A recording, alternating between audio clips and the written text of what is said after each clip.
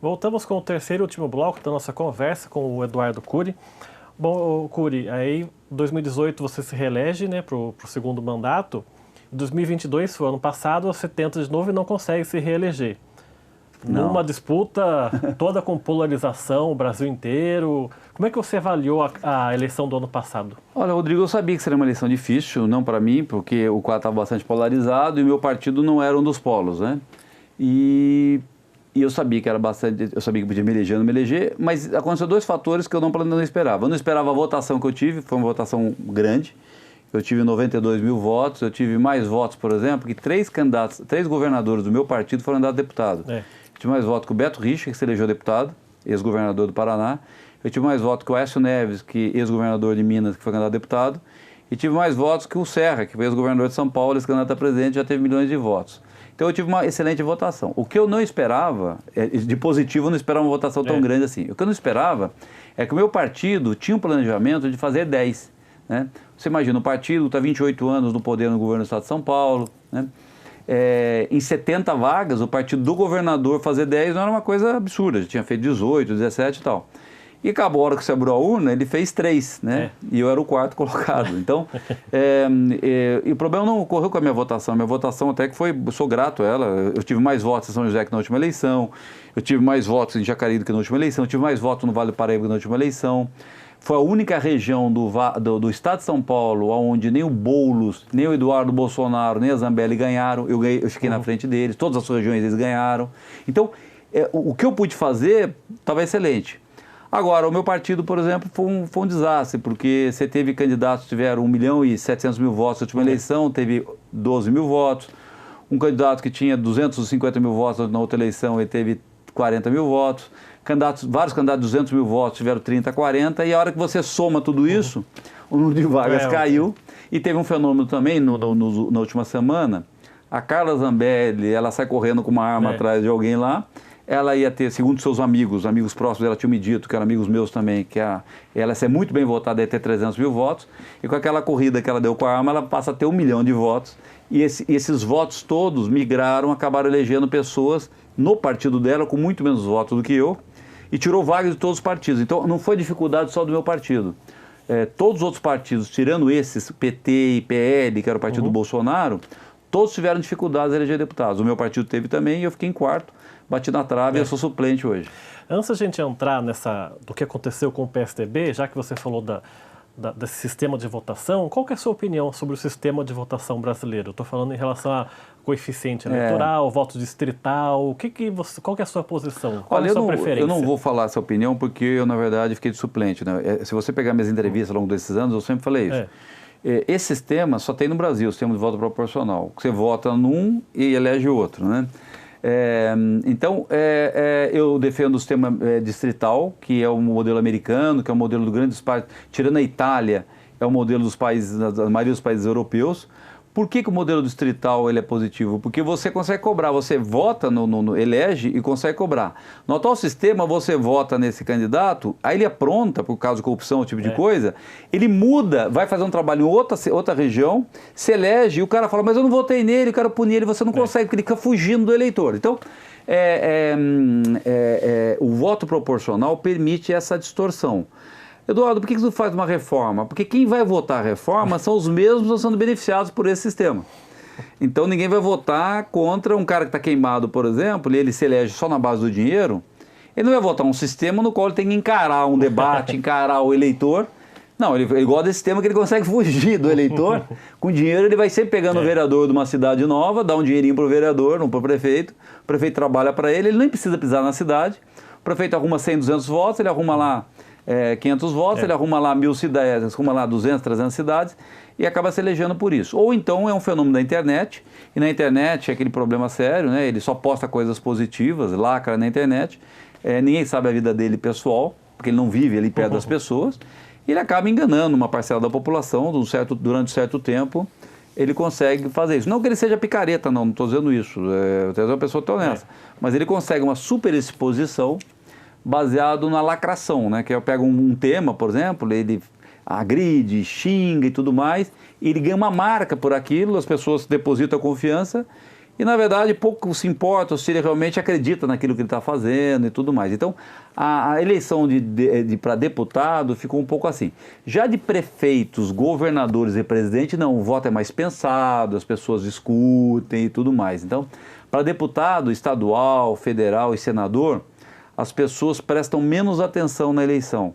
Por isso tem uma grande pulverização de votos. Como eu disse, nossa região tivemos 1.400 candidatos e tal.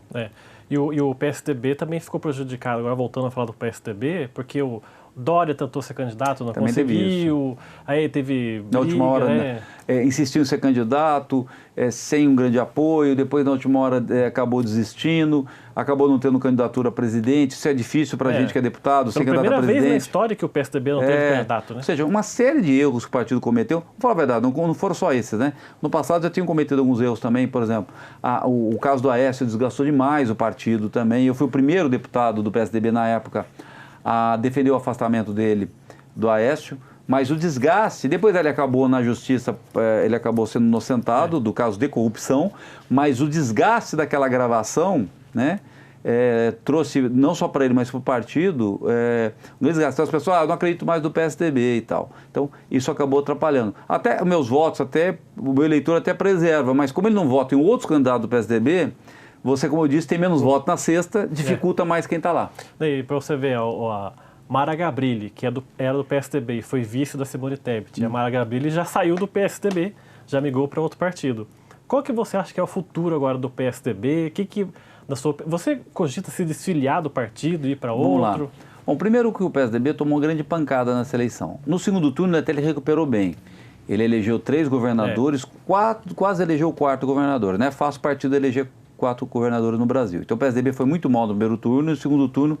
E teve a notícia positiva. Os 3 governadores eleitos e o 4º, inclusive estava falando com ele por telefone agora há pouco, o 4º que não se elegeu, mas foi um jovem que partiu, é o Pedro Cunha Lima, na Paraíba. Ele quase ganhou no finalzinho do atual governador, um governador cheio de casos de corrupção e tudo mais, mas ele lutou contra a máquina. Esses 4 jovens, o Pedro Cunha Lima na Paraíba, a Raquel Lira, um quadro fantástico, ganhou governador em Pernambuco, o Eduardo Leite no Rio Grande do Sul, o Eduardo Riedel no Mato Grosso do Sul, são 4 novas lideranças. E aí o que aconteceu? O pessoal mais da velha guarda falou assim, olha, a nossa hora chegou. O que a gente tinha que contribuir com o partido já contribuiu, um certo desgaste de alguns também já foi suficiente, e esse pessoal passou o bastão. Então esse novo grupo, agora, foi até essa semana inclusive, o Eduardo Leite assume a presidência, e eles vão, na verdade, se apresentar à sociedade, né, como um novo partido, com uma nova proposta. Existe uma chance dessa nova liderança apresentar um novo caminho para o Brasil. Se isso se concretizar, eu tenho motivação para continuar no PSDB. Agora, se no futuro isso não se concretizar, o PSDB não conseguir apresentar uma proposta, sim, pode ser que daqui a alguns anos, nesse momento eu não posso sair, porque como eu sou suplente, eu posso assumir a qualquer momento, uma tragédia eu posso assumir amanhã como deputado, né? Ou no mais tardar daqui a 2 anos, quando muito sai candidato a prefeito. Então eu não posso nem trocar de partido, porque se eu sair do PSDB, eu perco o mandato. Então, e meu eleitor não vai entender isso, né? Ele vai se sentir traído. Então, eu não posso nem trocar de partido. Mas no médio e longo prazo, se o PSDB não apresentar uma proposta para o país, e que eu vejo chance de apresentar com esse novo grupo, eu posso me desmotivar e também buscar outro partido. Não só eu, mas eu, Emanuel, eu digo até pelo próprio Isaías também, que é um grande parceiro aqui, prefeito de Jacareí. Na sua visão, faltou um pouco esse posicionamento do PSDB em relação à polarização que estava, a direita contra a esquerda contra a direita, e o PSDB ficou ali em cima do muro. Faltou um pouco de... a gente é isso. Rodrigo, faltou, e não é só nessa eleição. É uma crítica que eu e o Emanuel fazemos ao partido já de vários anos. Mesmo nas outras eleições, com Serra, Alckmin, nós reclamávamos da falta de posicionamento sobre alguns temas, né? Porque como era meio assim, só tinha o PSDB e o PT... Ora, basta você criticar o PT que basicamente o eleitor vinha para você, né? Quase que por falta de opção. Então isso era um erro. Você tinha que se posicionar sobre alguns temas que já estava na casa das pessoas, já estava na vida delas, elas estavam incomodadas e faltou o PSDB se apoderar desses temas e falar assim, olha, deixa comigo que eu vou liderar essa mudança, essa transformação. Então o PSDB demorou para fazer isso. E aí o que aconteceu foi o seguinte, isso na minha avaliação, O Bolsonaro, que era um cara que, na verdade, era do baixo clero, nunca defendeu coisa completamente diferente disso. O Bolsonaro, a vida toda, votou só a favor de privilégio, né? Não trabalhava, não ia na Câmara e tudo mais. Ele, naquele momento, em 2018, ele veio com o discurso correto, né? E aí a população falou, olha, eu não quero mais o PT, eu vou nesse cara aí, vou no Bolsonaro. E o Bolsonaro representou, naquele momento, um anseio correto de mudança que as pessoas tinham, em que pese a história dele fosse completamente um pouco diferente. Ele votou no PT, votou no Lula, né? Então, ele era um cara do establishment, do sistema, que na verdade sempre votou só com privilégio. Mas naquele momento ele se apresentou e por falha do PSDB, na minha opinião, não naquela eleição, mas de sistematicamente não ter se posicionado sobre os grandes temas que mexiam com a vida das pessoas. Então, o PSDB acabou pagando esse preço, né? E o Dória, na verdade, até injusto com ele, né? O Dória acabou sendo a pá de cal, né, do PSDB no final, mas é injusto porque ele não foi culpado sozinho dessa história. Ele cometeu erros, não tenho dúvida nenhuma, mas o PSDB cometeu uma série de erros. O que eu vejo agora com grande chance com essas novas lideranças e com o aprendizado e principalmente com a falta de opção que tem. Você hoje não tem, né? Fora o bolsonarismo e fora o petismo, né? Com seus méritos, os seus defeitos, você não tem nenhum outro projeto para o Brasil. Você tem um monte de partido com qualidades, você tem um monte de partido com bons quadros, mas não tem um projeto para o Brasil. Você fala assim, ó, qual partido que está apresentando um projeto para o Brasil, com uma candidatura a presidente e tal? Não existe. Nesse momento não existe. Então, existe uma avenida enorme para um partido querer se apresentar à sociedade apontando tanto os erros do Bolsonaro quanto os erros do PT, colocando como uma alternativa. Se isso vai ser o suficiente para a próxima eleição, não é tão importante. Mas você começa a gerar esperança em gente que se sente desconfortável com o PT ou não se sente atendido pelo Bolsonaro, né, pelo menos 100%, e gostaria de uma outra alternativa. Surpreendeu você o Alckmin migrar para serviço do Lula e mais ainda figuras históricas do PSDB como Serra, Fernando Henrique declararem voto no Lula no segundo turno? Declarar voto no Lula não surpreendeu porque as pessoas tinham duas opções, né? Eduardo, quem rejeitava o Bolsonaro falou que queria matar o Fernando Henrique, né? Por mais que o Fernando Henrique possa errar, você não vai apoiar uma pessoa que quer te matar. Então era óbvio que o Fernando Henrique, qualquer um, né? Se um político fala que quer te matar, você vai apoiar o outro. Então, o Bolsonaro a vida toda falando, quero matar o Fernando Henrique, se eu puder, eu vou fuzilar o Fernando Henrique. Não agora, muito tempo atrás. Então o Fernando Henrique é lógico, tá lá velhinho, né? Coitadinho, tá doente e tal. Falou, com esse aí eu não vou com o outro lá. O outro é ruim, o Lula é ruim, mas eles querem me matar. Então, era mais ou menos óbvio isso. O que surpreendeu no primeiro momento foi a decisão do Alckmin de ser vice do Lula, né? Em que pese, ele tem os motivos dele, né? Ele foi muito maltratado no PSDB, né? E cometeram grandes injustiças com ele, né? O Alckmin também cometeu erros, né? Mas erros pequenos, mas ele foi injustiçado no PSDB. Então ele ficou muito magoado e aí dentro dessa mágoa ele entendeu, né? Eu não sei exatamente, assim, ele entendeu que talvez naquele momento fosse melhor para ele, para o país, essa alternativa. Eu respeito ele, o Alckmin é uma pessoa honesta. Na política, você tem que falar de boca cheia quando você tem uma pessoa honesta. Eu discordo dele de algumas coisas, mas ele é uma pessoa que merece ser respeitada. Ele deu uma guinada, ser vice do Lula, e espero, né? Agora, eu vou dizer uma coisa para você, né? O Brasil está precisando bastante do Alckmin. Por quê? Para consertar, ver se ele tem influência lá para consertar as besteiras, os erros que o Lula está cometendo. A gente está quase finalizando o nosso programa. Lógico que pro ano que vem tem muito chão ainda, mas você cogita ser candidato a prefeito de novo em São José?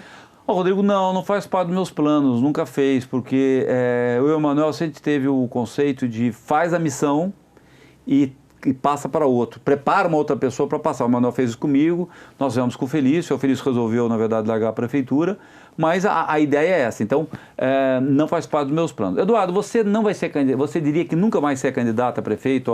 Nunca, eu não falo, Rodrigo, nunca, para nada, né, na minha vida, porque você não é dono, na política, você não é dono do seu destino, você é uma ferramenta de transformação das pessoas, elas te usam de forma benéfica para fazer as mudanças. Alguém tem que fazer, um prefeito, um vereador e tudo mais. Então, nunca se vai tirar da minha boca o seguinte, nunca serei candidato a presidente, nunca serei candidato a governador, ou nunca serei candidato a prefeito ou vereador, nunca, né? Eduardo, nunca direi isso, né? Não faz parte dos meus planos, porque acho que... em que condições você ser candidato a prefeito? Olha, se a cidade estivesse numa situação muito ruim, né? E não tivesse alternativa nenhuma, não tivesse nenhum candidato para consertar a cidade numa situação que não é o caso hoje. Então, eu não vejo essa necessidade. Gosto de política, tive 92 mil votos, sinto na obrigação de corresponder a essas pessoas, recebi alguns convites, recusei já alguns, porque eu acho que não coaduna com o meu posicionamento político. Estou avaliando alguns outros convites. Convite de cargos ou de filiação ao partido? Olha, alguns de cargo, de missão, alguns que implicavam nessa missão também mudar de partido, né? Mas o que me interessa é o projeto, eu não olho muito essa questão. Você tem pessoas boas em todos os partidos, eu quero saber assim, vai para onde isso? Nós vamos chegar aonde com isso? Então, eu vou tomar minha decisão, mas uma das coisas que é importante para mim é qualquer decisão que eu tome, eu não vou abandonar meu eleitor. Ou seja, essas pessoas que confiarem em mim, podem ficar tranquilas que eu vou continuar trabalhando por elas, tá? E como existe a possibilidade de eu assumir, existe o risco de eu assumir a qualquer momento, ou até daqui a 2 anos, quando alguém sair da prefeito, eu também vou ficar próximo da política para estudar os assuntos e, se por acaso tiver que assumir, não decepcionar quem votou em mim. Tá certo, quero agradecer muito sua vinda aqui, obrigado por ter vindo a essa entrevista. Obrigado, Rodrigo, obrigado a você, um abraço a todos. Obrigado pela sua participação. O programa Gente em Destaque fica por aqui, a gente volta numa próxima oportunidade e até lá.